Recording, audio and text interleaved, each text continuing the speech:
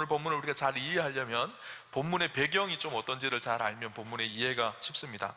남유다, 이스라엘이 남북으로 나누어지죠. 남유다가 바벨론의 3번의 침공으로 인해서 멸망을 당합니다. 그때 두 번째 침공 때 에스겔이라는 사람이 포로로 바벨론에 끌려가게 되어집니다. 당시 활동했던 주요한 3명의 예언자가 있습니다. 성경에 잘 우리가 아는 예레미야라는 예언자, 그리고 에스겔이라는 예언자, 다니엘이라는 예언자가 포로기에 끌려갔던 시대, 그때 예언자였거든. 예레미야는 이스라엘 백성들이 바벨론의 포로로 끌려갔지만 여전히 이스라엘 남유다에 예루살렘에 남아서 그곳에서 예언 활동을 했던 사람이 예레미야라는 선지자고요. 에스겔이라는 사람은 바벨론의 포로로 끌려갑니다. 그래서 포로로 끌려간 그곳에서 하나님 주신 말씀을 대언하며 예언했던 예언자가 바로 에스겔이라는 사람이에요. 에스겔이 오늘 하나님께서 환상 중에 그를 한 골짜기로 데려가십니다. 그곳에서 수많은 마른 뼈들이 질비해져 있는, 널브러져 있는 그것을 보게 하시죠. 오늘 37장 말씀은요, 사실 너무나 절망적인 상황과 환경을 그리고 있는 말씀이에요. 본문에 보면 에스겔이 하나님의 영에 이끌려서 에스겔을 골짜기 가운데 세우시는데 보니 뼈가 가득합니다. 오늘 성경에 보면 뼈라는 단어가 13번이나 나옵니다. 그것도 마른 뼈들입니다. 여러분, 우리 길에 지나가다가 시체가 딱 있다 그러면 간이 철렁 내려앉고 그러잖아요. 그런데 시체가 아니라 이건 완전히 다 말라서 더 이상 소망이 느껴지지 않는 마른 뼈들이 절비해져 있는 거예요. 절망적인 이스라엘의 상황을 그 예언과 환상을 통해서 하나님께서 보여주고 있는 장면입니다. 사실 이스라엘의 모습이 지금 마른 뼈와 같다라는 것을 보여주고 있는 말씀이에요. 이스라엘의 상황이 그렇습니다. 아까 말씀드렸듯이 이스라엘이 남북으로 나누어져서 북이스라엘은 BC 722년에 아수르라는 나라에 멸망을 당합니다. 남유다는 BC 586년에 바벨론이라는 나라에 멸망을 당하게 되어지죠. 민족의 생명이 끝이 났고 더 이상 소망이 없는 것처럼 느껴지는 상황, 그 상황이 마른 뼈의 모습이었거든요. 마른 뼈가 질비하여서 마른 뼈 무더기 속에 더 이상 소망이 보이지 않는 이스라엘의 상황이 마른 뼈의 모습이었던 거예요.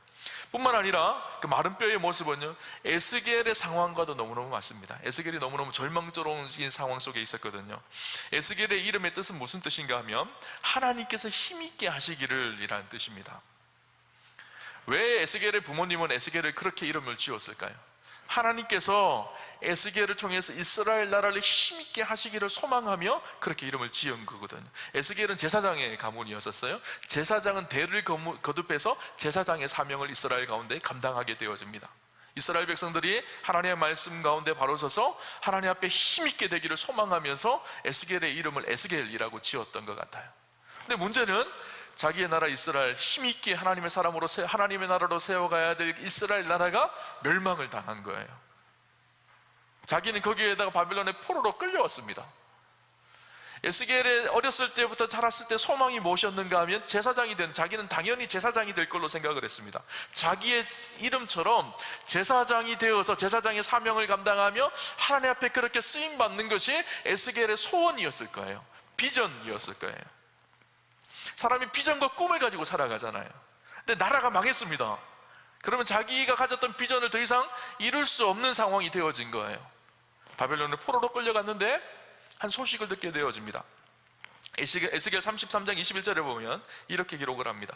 우리가 사로잡힌 지 12해 10째 달 5째 날에 예루살렘에서부터 도망하여 온 자가 내게 나와 말하기를 그 성이 함락되었다 하였는데, 무슨 말일까요? 자기는 2차 침공 때 포로로 끌려왔지만 3차 침공이 시작되어진 거예요. 그래서 예루살렘 성이 완전히 다 이제 멸망을 당한 거예요. 거기에다 어떤 소식을 듣게 되는가 하면 성전이 회파되어졌다. 예루살렘 성전이 BC 586년에 다 회파되어졌거든요. 예루살렘 성전은 어떤 곳이죠? 제사장들이 사명을 감당하며 일하는 곳이 성전이에요. 이 에스겔의 마음속에 자기가 평생토록 주를 위해 섬겨야 될 곳이 바로 예루살렘 성전이었었어요. 근데 그 성전이 다 회파되어지고 부서져 버린 거예요. 에스겔의 마음속에 포로로 끌려왔지만 하나님께서 이제 곧 나를 돌려보내셔서 다시 예루살렘으로 돌아가서 예루살렘 성전에서 나에게 맡겨진 사명을 감당해야 되겠다, 이런 꿈들을 꾸고 있었을 거예요.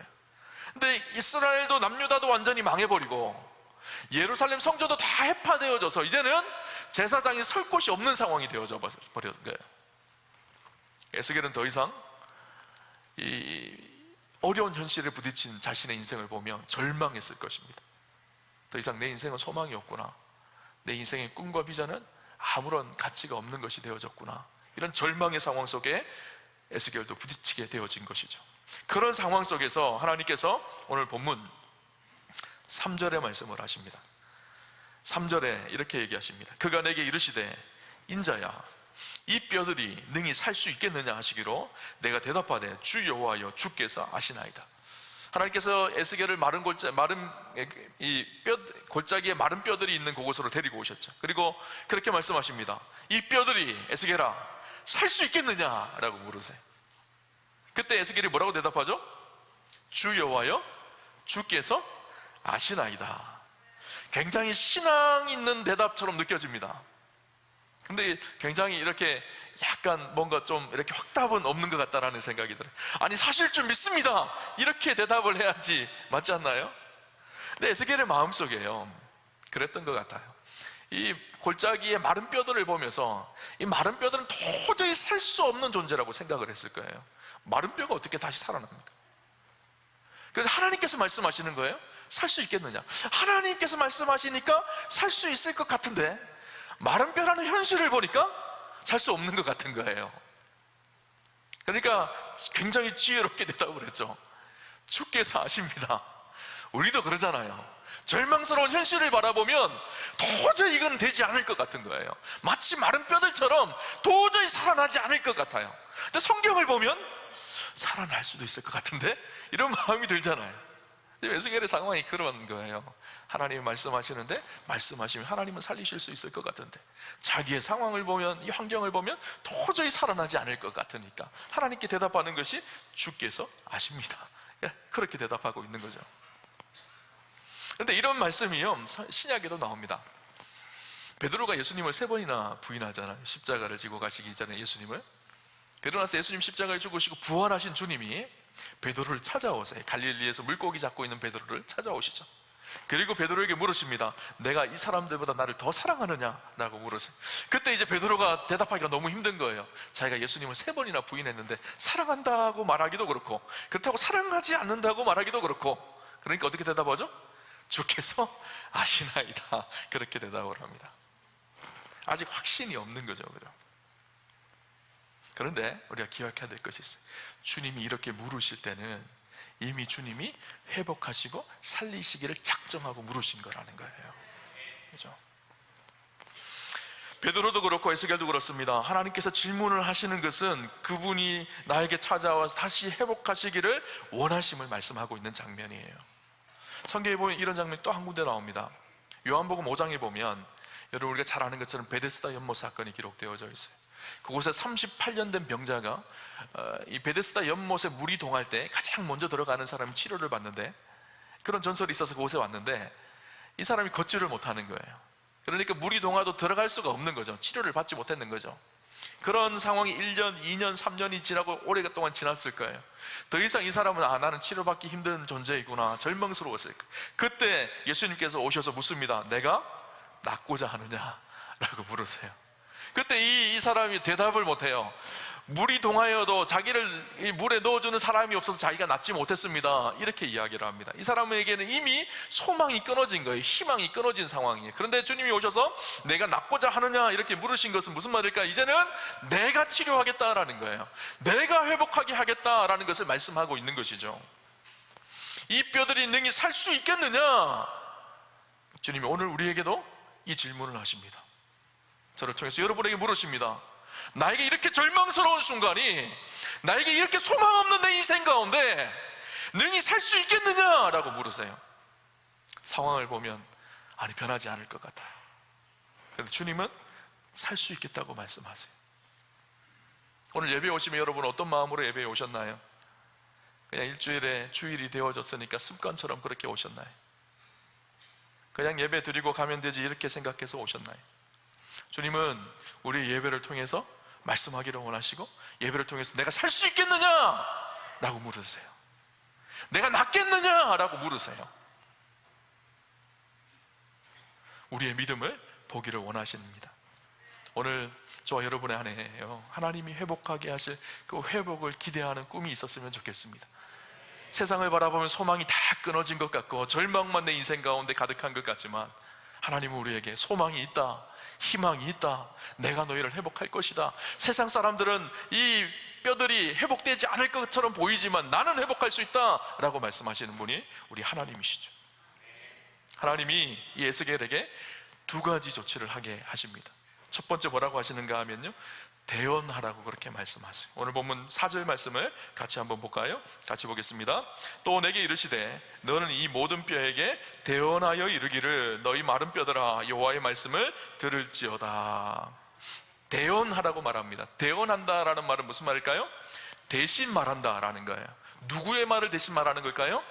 하나님의 말씀을 대신 말하는 거예요. 그래서 4절에 보면요, 대언하라고 난 후에 마른 뼈들아 여호와의 말씀을 들을지어다, 여호와의 말씀을 들을지어다 라고 그렇게 말하고 있어요. 하나님이 주신 말씀을 대언하라는 거예요. 조금 쉽게 표현하면요, 설교입니다. 제가 설교를 하지만 제가 제 얘기를 하는 것이 아니라 성경에 기록되어진 하나님의 말씀을 대언하는 거죠. 그죠? 성경에 오늘 이 대언이라는 말이요 7번, 8번이나 나옵니다. 여러분, 마른 뼈들에게 설교하기가 쉬울까요? 다 마른 뼈들, 아무것도 듣지도 못하는 마른 뼈들. 제가 예전에 한 미션스쿨의 고등학교 채플에 설교를 하러 간 적이 있어요. 그런데 이 채플에서 설교를 하는데 제가 지금까지 설교한 설교 중에 가장 힘든 설교였었어요. 미션스쿨이니까 믿는 아이들도 있지만 안 믿는 아이들이 태반이거든요. 또 특별히 청소년, 우리 중학생, 고등학생들 걔네들이 말씀을 듣기가 쉽지 않잖아요, 그죠? 그러니까 수업 때문에 억지로 앉아있는 애들에게 제가 설교를 하면서 어떤 생각이 들었는가 하면, 야, 내가 마른 뼈들에게 설교를 하고 있구나.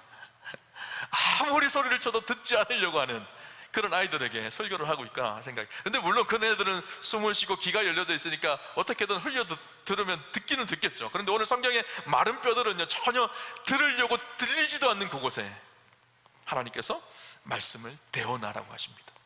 놀랍게 하나님의 말씀이 대언되어지자 어떤 일이 생길까요? 뼈들이 서로 연결되기 시작하는 거예요. 딸그닥 딸그닥 뼈소리가 나요. 여러분, 살아날 때는요 소리가 납니다.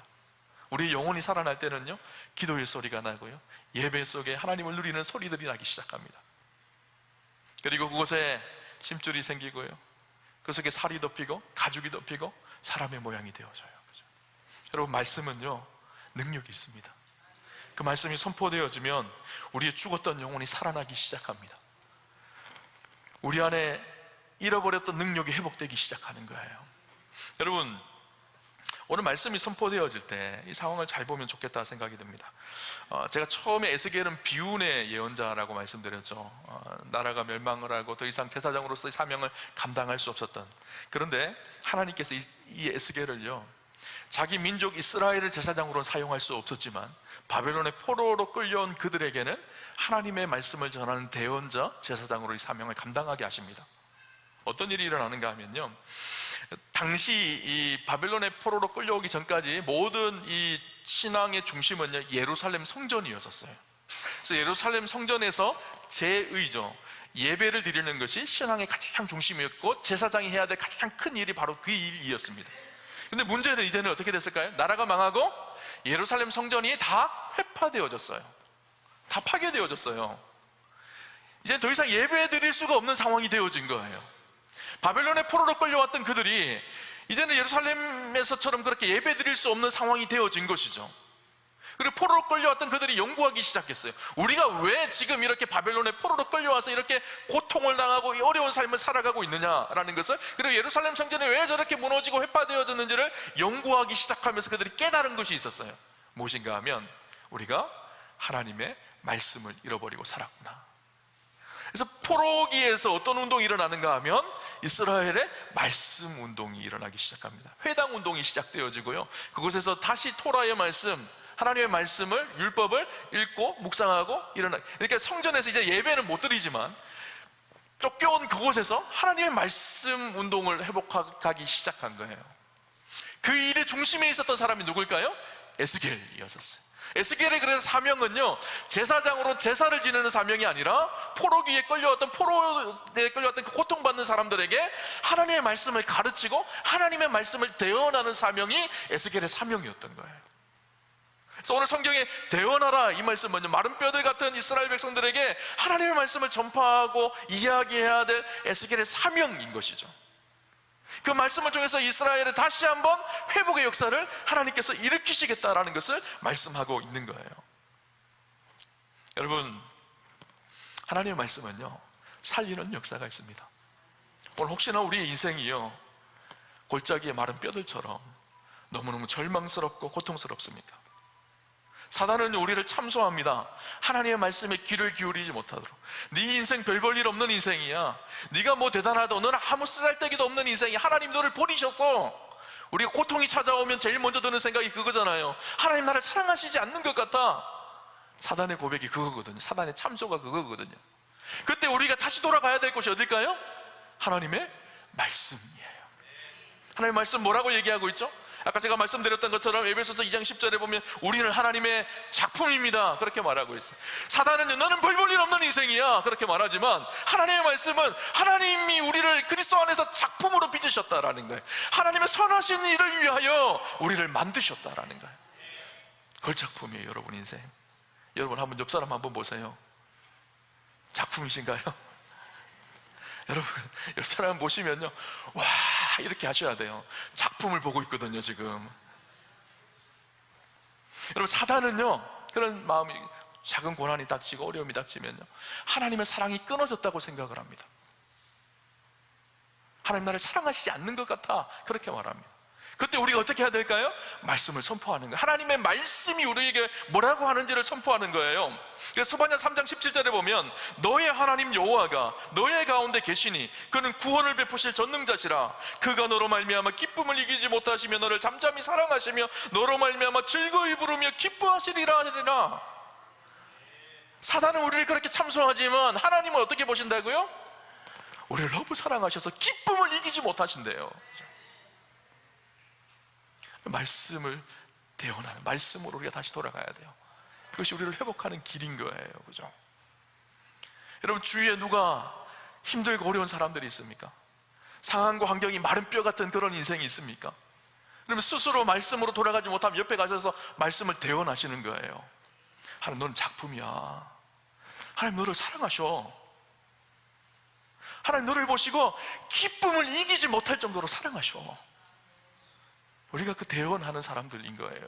근데 그 말씀이 들어가서 그 사람 속에 심겨지기 시작하면 살아나는 역사가 있게 되어져요. 말씀의 능력인 거죠. 그죠? 말씀과 함께 또 참 중요한 것이 하나 있다는 것을 오늘 성경은 이야기합니다. 이렇게 말씀을 대언하니까 어떤 일이 일어날까요?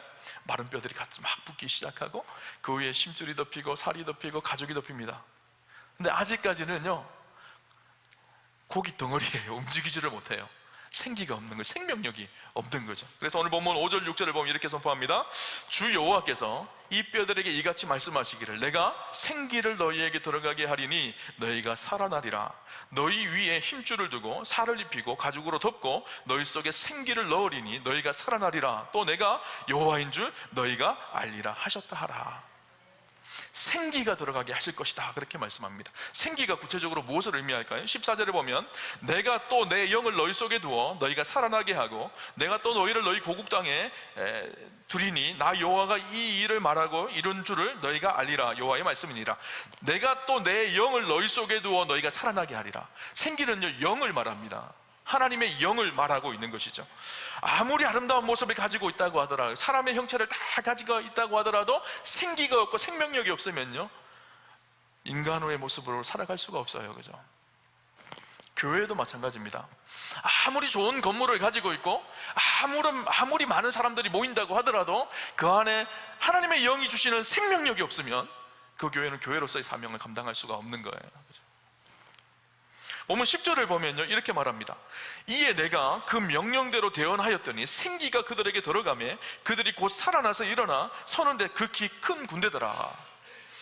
에스겔이 대언을 합니다. 생기가 들어가라 대언을 하니까 생기가 들어가서 그들이 곧 살아나서 일어나 섰다 하라고 이야기합니다. 그런데요, 여기서 생기란 말이 루아흐라는 단어로 기록되어 있어요. 하나님의 영, 바람, 이런 말이 다 루아흐거든요. 이 하나님의 영이 들어가라. 하나님의 영이 들어가니 그들이 살아나서 일어나서 섰다, 이렇게 되어 있어요. 근데 이 말씀과 관련해서 주목해 볼 말씀이 있는데, 에스겔 2장 1절에서 2절에 보면 이렇게 기록을 합니다. 그가 내게 이르시되, 인자야, 내 발로 일어서라. 내가 내게 말하리라 하시며, 그가 내게 말하실 때 그 영이 내게 임하사 나를 일으켜 내 발로 세우시고, 내가 그 말씀하시는 자의 소리를 들으니, 그 영이 내게 임하사, 하나님이 말씀하실 때 그 영이 에스겔에게 임했다. 지금 낙심하고 지쳐있는 에스겔에게 하나님의 영이 임했습니다. 하나님의 영이 임하니까 어떻게 했다고요? 나를 일으켜 내 발로 세우셨다, 섰다라고 이야기합니다. 연관성이 있죠. 오늘 마른 뼈들, 모양은 갖추어졌지만 아직 생기가 없는 그곳에 하나님의 영이, 루아흐가 불어오기 시작하니까 일어서 섰다라고 이야기하고 있어요. 에스겔을 통해서 그 영의 마른 뼈들에게 하나님의 영이 불어오게 해서 그 마른 뼈들이 일어서게 되어졌어요. 그런데 에스겔도 똑같습니다. 낙심하고 지쳐서 마른 뼈와 같이 소망 없었던 에스겔에게 하나님의 영이 임하니까 어떻게 됐다고요? 나를 일으켜 그 발로 세우셨다라고 이야기하고 있어요. 중요한 메시지가 여기 하나 있어요. 하나님께서 마른 뼈 같은 이스라엘을 회복하고 일으켜 세우기 위해서 먼저 누구를 세우셨나요? 에스겔을 세우신 거예요. 소망 없이 낙심하고 절망하고 있는 에스겔에게 하나님의 영을 주셔서 그를 일으켜 서게 하고, 일으켜 선 에스겔을 통해서 하나님의 영을 마른 뼈들에게 불어오게 하고, 그래서 마른 뼈들이 어떻게 됐다고요? 일으켜 세우게 했다라는 거예요. 하나님은 이 방법으로 하나님의 역사를 일으켜 가십니다. 오늘도 마른 뼈 같은 절망스러운 우리 인생 가운데 하나님의 영을 주셔서 우리를 일으켜 세우시고, 하나님의 영으로 일으켜 선 우리가 죽어가고 있는 우리의 가정을 세워가고, 우리의 공동체를 세워가고, 마른 뼈 같은 세상을 회복해가는 사명이 오늘 우리에게 있다는 것을 우리에게 보여주고 있는 것이죠. 여러분, 성령 충만한 한 사람, 그 한 사람 때문에 오늘 저는 우리 우암교회가 다시 일어설 줄 믿습니다. 성령 충만한 그 한 사람 때문에 이 민족이 다시 일어설 줄 믿습니다. 하나님은요, 성령 충만함으로 우리 한 사람을 세우십니다. 그러면 우리 한 사람을 세우실 때 우리 한 사람만 세우시는 것을 바라보는 것이 아니라 세워진 우리를 통해서 우리 가정이 세워지고, 우리 교회가 세워지고, 이 나라와 이 민족이 세워지는 그런 일들을 보고 계시는 것이죠. 여러분, 하나님의 말씀이 대언되어지고 하나님의 영이 그 가운데 들어가면 모든 소망 없는 것들과 좌절스럽고 낙심되는 것들이 생명으로, 새 생명이 그곳에서 살아나는 역사로 하나님께서 바꾸시는 분이 하나님이십니다. 오늘 축복하기는 저와 여러분의 인생에도요, 하나님의 말씀이 들려지고 생명의 성령이 우리를 붙들어가는, 그래서 우리를 다시 이렇게 세우는 그런 축복이 있으셨으면 좋겠어요. 여러분, 마지막으로 이 이야기를 하고 설교를 정리하려고 합니다. 여러분, 진화론의 주장자였던 찰스 다윈의 이야기입니다. 찰스 다윈은 그렇게 얘기했죠. 세상은 창조된 것이 아니라 진화되어진 것이다. 그래서 그가 여행을 다니면서 한 일이 있었어요. 이 사람이 진화되어진다면 유인원에서 사람으로 진화되어지잖아요. 유인원에서 사람으로 진화되기 전에 중간 단계의 존재가 있다, 그런 생각을 한 거예요. 그래서 지구를 구석구석을 찾아다니면서 그 중간 단계의 존재를 찾아서 증명하려고 했습니다. 칠레의 한 섬에 갔는데 그곳에 그 중간 단계 미개한, 유인원은 아닌 것 같고 인간도 아닌 것 같은 인간 이하의 어떤 존재가 있다라고 생각을 한 거예요. 그 사람들을 발견한 거예요, 그 존재를. 그래서 이렇게 자기의 논문에 기고를 했습니다. 그런데 그 논문의 기고를 본 영국의 선교회에서 그곳에 선교사들을 보낸 거예요. 그들에게 하나님의 말씀을 전하고 그들이 모여서 함께 예배드리고 성령의 충만함이 임하게 되어지고 놀라운 변화가 일어납니다. 그 섬에 놀라운 영적인 부흥이 일어나기 시작합니다. 아무리 인간 이하인 것처럼 소망이 없는 존재인 것처럼 보이는 그들도 성령이 임하니까 마른 뼈 같은 그들의 인생이 살아나기 시작하고 하나님의 영광이 그곳에 충만하게 임하는 놀라운 역사를 보게 되어진 것이죠. 하나님의 말씀이 들려지고 그리스도를 죽은 자 가운데서 살리신 영이 천지를 창조하실 때 우리에게 우리를 살리신 하나님의 영이 지금도 새 생명을 탄생하게 하고 살리신 그 영이 임하면 마른 뼈도 살아나는 놀라운 역사가 지금도 일어난다는 사실을 우리가 기억해야 합니다. 오늘 축복합니다. 오늘 예배에 오면서 혹시나 깊은 절망 속에 허덕이며 오신 분들이 있나요? 축복하기는 하나님의 말씀이 들려지고 성령이 여러분들 안에 함께 하셔서 여러분을 다시 일으켜 세우고 살아나게 하는 역사가 있으시기를 주님 이름으로 축원합니다.